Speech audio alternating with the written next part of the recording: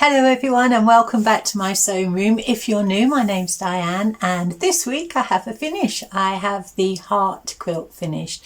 It's called Heartfelt, and I've started in recent videos just to have a little chat about other things as well. Oh, you can just see there a little bit of a purchase, so I'll share that. I am aware that not everybody wants to have a little quilty, sewing, girly, womany, anybody welcome gender chat from my sewing room. And so what I thought I would do is to share with you the making of the quilt, and then we'll have a little chat afterwards. So if you haven't got time to chat or you're not inclined to chat, then you can switch off and get on with your life. Okay, so before we start, I have put all of the information about the heart quilt on my community post, so you do need to subscribe. It's all free, but you can then download the information if you want to have a go at making this quilt. Okay, so let's crack on. Oh, grab myself a drink as well. So I mentioned a few weeks ago that I was thinking of making a heart quilt. And the reason I decided that I would make that was because I was gifted this card over the Christmas period, and it was an anniversary card from my husband, and I really liked the way that the main heart was off-centre, surrounded and overlaid with smaller hearts, and I thought that might make a nice looking heart quilt, Valentine's quilt. And so I did mention it on my YouTube channel, and somebody, Mark, commented that Angela Walters had just put out a heart video on her Midnight Quilters show. So I did pop over there to have a look, and I think it's a wall hanging. You can use it for whatever you want. It's a smaller quilt, and I thought, well, I don't want to make one like that, but I will take away the idea of using half square triangles. She had a sort of faceted gem-like quality to her quilt by using different colours in half square triangles. And so I took that to add to my inspiration pot. So I took out my graph paper and I drew a little grid, an area to contain the design, and I thought I wanted it around about 50 inches square. This one finishes after quilting at 51 inches, and so just started with an off-centered heart and then surrounded it with smaller hearts, and then I coloured it in just to give me a little bit of idea of where to put the lights and the darks. And on my community page you'll find the black and white drawing and the colour drawing, and you can, if you download those, colour those into your heart's content. Doesn't have to be reds and pinks and whites, could be any colour at all. So now we'll get on to the juicy part of the fabric selection. So I began my selection backwards. I started with the backing because last year I'd bought this lovely fabric and I thought that will make a really nice heart quilt at some point, a very feminine looking quilt, I thought. And so this was the backing. This is what I'd always intended for the backing. And also I thought, because it's 100% cotton, it's lovely quality, that I could use it in the front as well if I want to. And so I started off with the main colour, and then I had my background fabric. And this itself was a little bit of a funny story, because on the website, when I bought this fabric, this pale white fabric with a little markings on, it was called Confetti. And then it was only when I looked at the binding that the actual name on the binding was Chicken Scratch. So whether the people that were selling it thought perhaps they might get more sales with confetti rather than Chicken Scratch, I'm not quite sure, but there we go. That was the backing sorted, that was the background sorted. And so my next step was to go into my smaller pieces of fabric store and take all of those out in lots of colours of reds and pinks. And then I went into my processed scrap So that's 4 3/4 inches and also 3-inch squares. So I brought all of those out in colours, and then it was just a matter really of putting everything together with the background and the backing, just to make sure everything would go. I started off with this Robert Kaufman, the heart one, and I wanted things to work with that because I really wanted to use that in this quilt. And so because it was a sort of scrappy half square triangle, there's quite a lot of leeway for colour choices. And then I knew I wouldn't have enough just with the smaller pieces and my process scraps, and so I then took out some yardage, and this is the yardage that I chose, and that was my fabric selection done. I did in the end decide not to use some of the fabric selections that I'd pulled. I thought that some of the pinks were a little bit on the blue lilac-y colour side, and so I wanted it more of a warmer red, warmer pinks, and so I put those ones back. And that was the fabric selection, the design, and so it's just a matter then of getting on and making lots and lots of half square triangles. And so I just took some of the red, some of the background, and I thought I'll start with the big heart, and I'll use lots of different half square triangles together with that big heart shape, work out the outline in the background fabric, and then fill in. I was always looking at my design just to make sure that I'd left a gap ready to put in a smaller heart where needed. And so for that I take 2 3-inch squares of the heart colour and 2 3-inch half square triangles with a heart and the background on the bottom, and I just put those together in a little 4 patch. I just snowball the top 2 corners of the 3-inch squares, and so I will just play the video now and let you see how this quilt came together.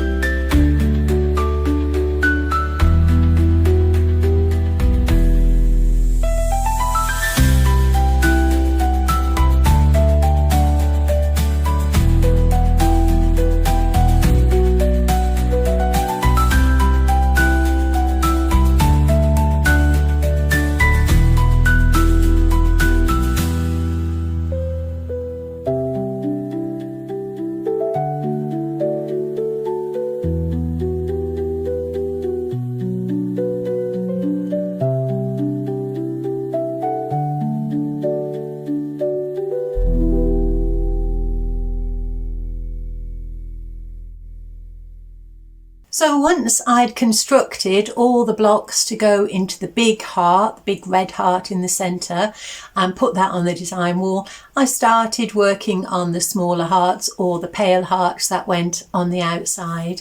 And it's exactly the same process all the way around. There is another slight difference, and I'll explain to you when we get to that part, but otherwise it's exactly as we've constructed the heart up to now.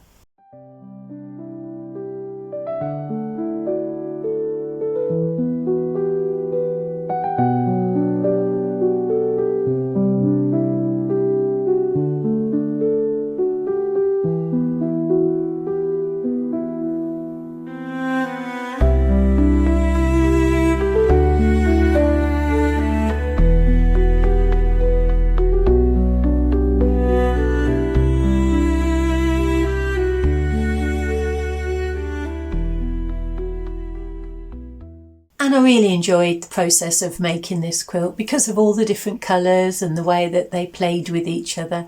It made it fun. The whole thing, I really enjoyed it.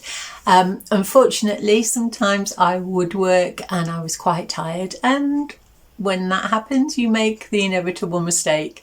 And so I'd sewn this little part of the quilt, the pink heart, and put that on the design wall. Never noticed the mistake until the next morning, and when I came in it was glaringly obvious. And so it's really just one of those things. I just needed to unpick that, replace it with the colour that I needed to replace it with, and carry on. And the only other place that we needed to do any other sort of construction was, there's two places on the quilt where the half square triangles are cut in half with the design. And so what I did with that was I took a half square triangle, and then I just took a piece of fabric in a triangle shape, the half of that, and sewed that over the top, and you'll see how that came together. It's only twice in this quilt.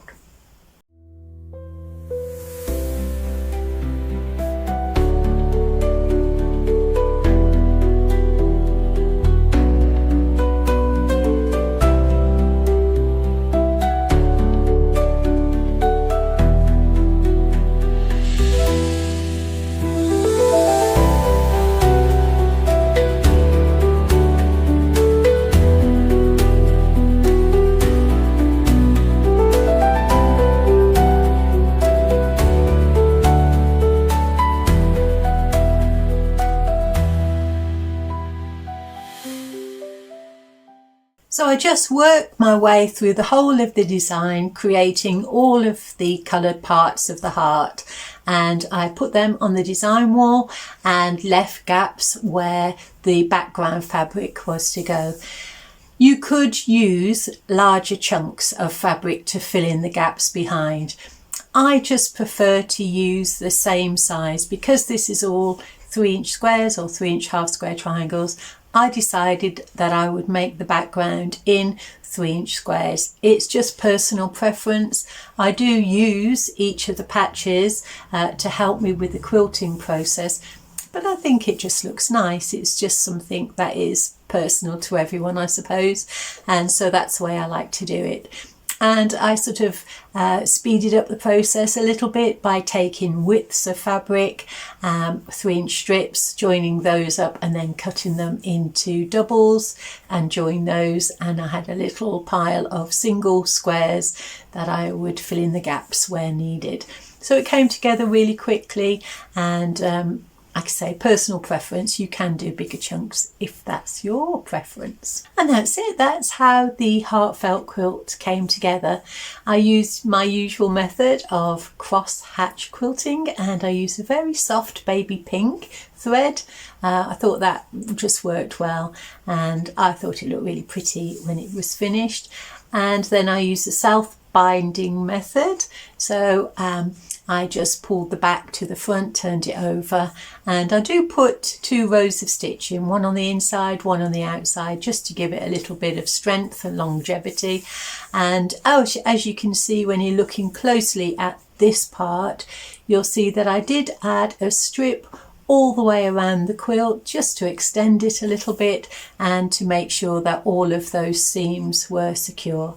So that was the quilt finished. So I put my label on, and I'm going to put this one in my folksy shop, and you can see that's the backing. I think it looks really pretty. So that was my finish for this week. It's been a really busy week.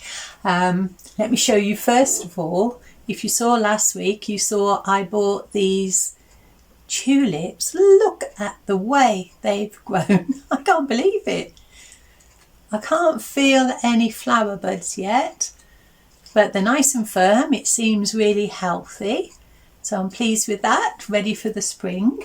I go shopping on a Thursday morning, and it seems now that I'm going to be filming on a Thursday afternoon when I come back. But again, by the door was the sales, and this week I've bought 3 hyacinths, orange. We love orange, and I think orange and purple will look really lovely together. So this one is called Blue Pearl Hyacinths. I felt like I was on a mercy mission because it was so dried out. The corms were still nice and firm, but there was no water at all in the soil, very light. So I've just given them a good rainwater from the water butt, and so hopefully they'll start to pick up, and I'll show you the progress of those next week. So that's it. And otherwise in the garden, I did a little bit of weeding. I'm trying not to get out there and tidy it. Like I say, I'm a wildlife gardener, and I'm trying to protect all the insects and things ready for the birds. I've got something digging in the garden. There's a big hole come. Hoping it's not rats. There's no evidence elsewhere. I can't see where they'd get through. But yeah, probably squirrels. So they might be after my bulbs. I won't be very pleased if I've got no bulbs left because the squirrels have eaten them all. But yeah, so I did a little bit of weeding, mainly to get some light through, because the hellebores now are beginning to show flower buds. I'll take some pictures of those once they're up and out, but the bulbs, the buds now are swelling and developing nicely. So I did a little bit of weeding, and apart from that, nothing else in the garden. Now I'll show you some fabric that I bought. I did say that I didn't want to buy any more fabric for a while, but there's always a but. Bargains, still bargains, and I'm always looking, because in the back of my mind I have an idea to do a sort of vintagey type quilt, and I've been collecting what I'm thinking of as vintage fabric, and so there was some on sale, and it was a Robert Kaufman. It's this one. So I bought a metre of this one, and so it's extra wide, so I only bought the metre. I thought that'll be plenty. Life on the ridge, not life on the edge. So bought that, and then I bought this green one. It was described as vintage, but it's a little bit lime greeny, I think. I'm not sure, see how it works with other colours, but I bought that one. And this one I bought, I don't need to say anything else, do I, apart from orange. We need to have a help group for orange addicts. But there's another reason as well that I bought this one, is because it's called Dancing Dahlias, and I've been collecting pieces of that. Every now and again some of that comes up in the sale, and so I've been buying all different colours, and I would like to make a quilt using those. This was the extra wide one, so I didn't buy a lot of that, just the 1 metre. So that's the fabric that I bought this week. And then when I finished the quilt, I took swatches of fabric. You can see, look, a lovely new printer. Took swatches of the fabric to include in my quilting journal. So for future reference, that's in there. So I did that, and then I had some fabric left over, scrappy bits, not quite big enough to process. But I was given a gift at Christmas in this lovely black box, and I filled it full of sweets. When we tidied all the Christmas things away, there were sweets left in bowls that I had around the house. And so I emptied all that into this big black box. And the top of the box, it's got a magnet on and a ribbon to tie it nicely. It's a lovely box. And I thought, I'll keep that box for treasure. So I'd filled it with sweets, and I thought, having sweets in my sewing room, it's just not good. So I've taken them out of my sewing room. I can't have that much sugar every day. And so I've taken them out, and I thought there was a little rip on the top of the cover. And so I thought I'll cover that with fabric. So my intention with this box is to, as I finish quilts and have some nice little bits left over, I'll put some fabric on the top of this box. And now I'll show you what it's holding.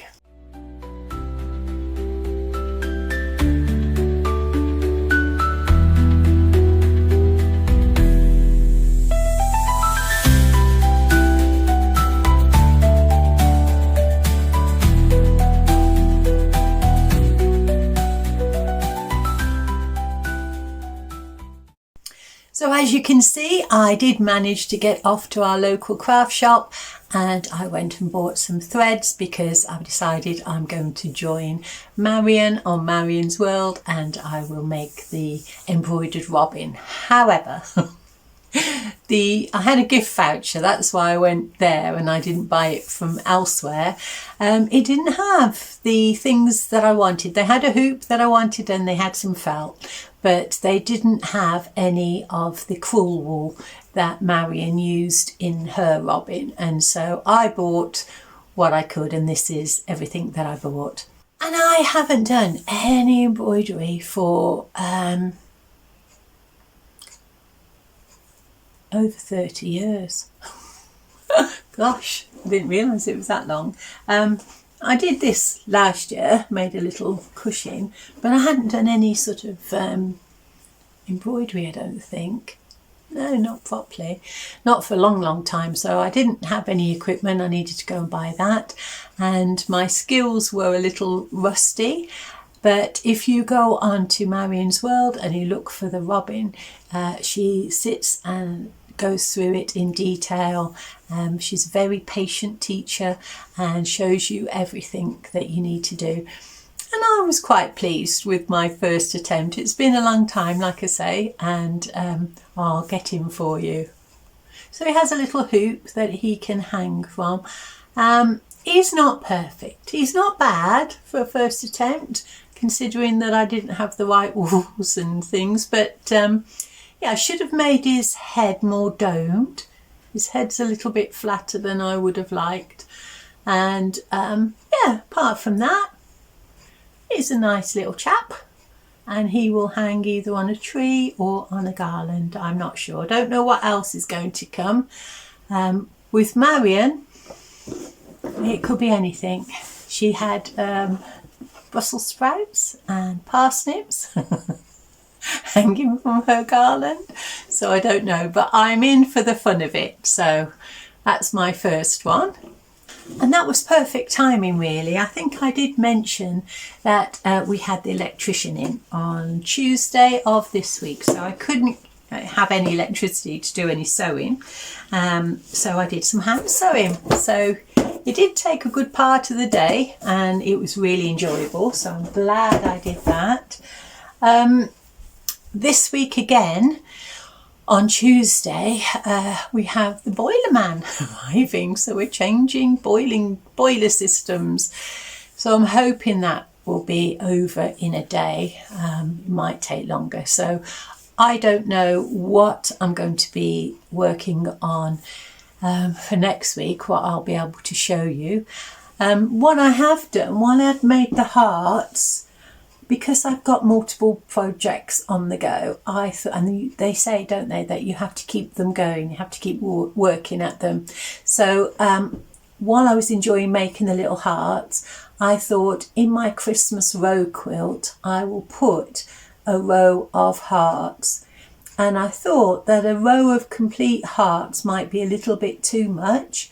And so I put some on-point squares. But now I've lived with it on the design wall, I think I will make a complete row of hearts and a complete row of on-point squares, 2 separate rows. So far I've made 3 rows in bigger blocks, deeper blocks, well, bigger and deeper. And I wanted to put some different height rows on the row quilt. And so, yeah, so that's where I'm playing at the moment.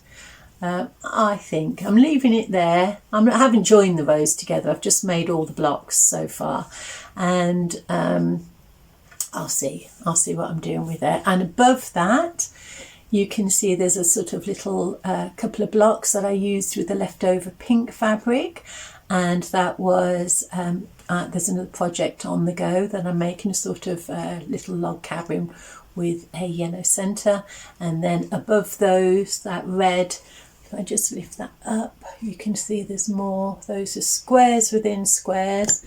So that's another project I'm working on. So whenever I finished something like the heart quilt, any bits of fabric that I can use to go in those 2 projects, I do. And then in between I'm making up little Christmas blocks. So that's my sewing so far. I'm just going to check my diary to make sure there is nothing else that I was going to share with you. Nope, nope, nope, done that, done that, done that. Oh, I haven't shared this. Let me just sort that out for you. Okay, so in the UK, we have something called the RSPB, Royal Society for the Protection of Birds.